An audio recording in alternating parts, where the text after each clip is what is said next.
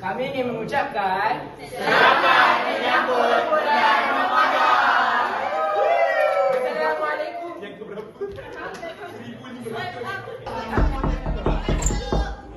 Selamat datang. Makan ni. Dapat daging kurma, ayam merah, nasi minyak bro. Sedap bro. Daging kuzi. Dah jangan halak aku. Ada lagi.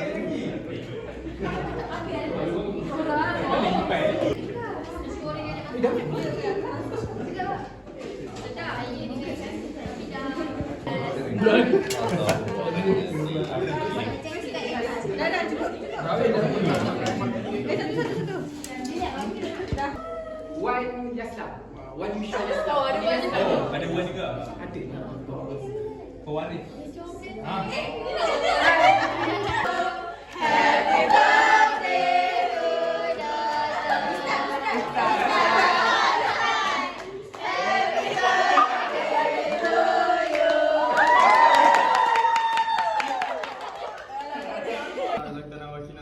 Bismillahirrahmanirrahim. Amin.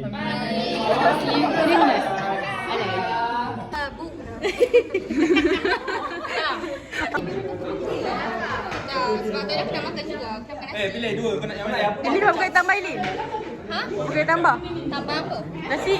Ada. Ya.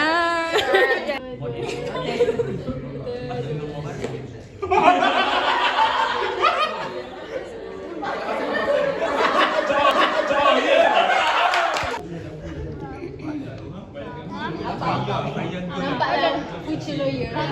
Future lawyer. Awak ada plan? Jalan.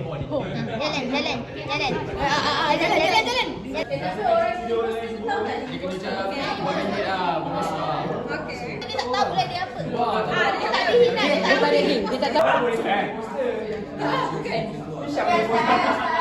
Jaga you kan?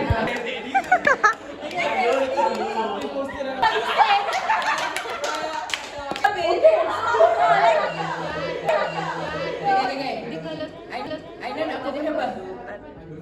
Apa kau dapat? Aku tunjuk apa kat kau? Karpet. Karpet? Aku tunjuk apa kat kau? Siapa lagi ni? Buset. Karpet. Sofa. Sofa. Karpet. Aina karpet ni karpet. Siapa lagi? Aku saja. Siapa gambar? Sabar. Ada di mana-mana. Mama. Ya.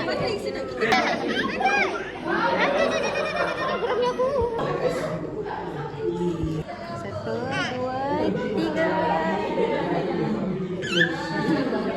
Satu, dua, tiga. Baik semua ya. Terima kasih doktor. Sir, terima kasih sir. Thank you, sir.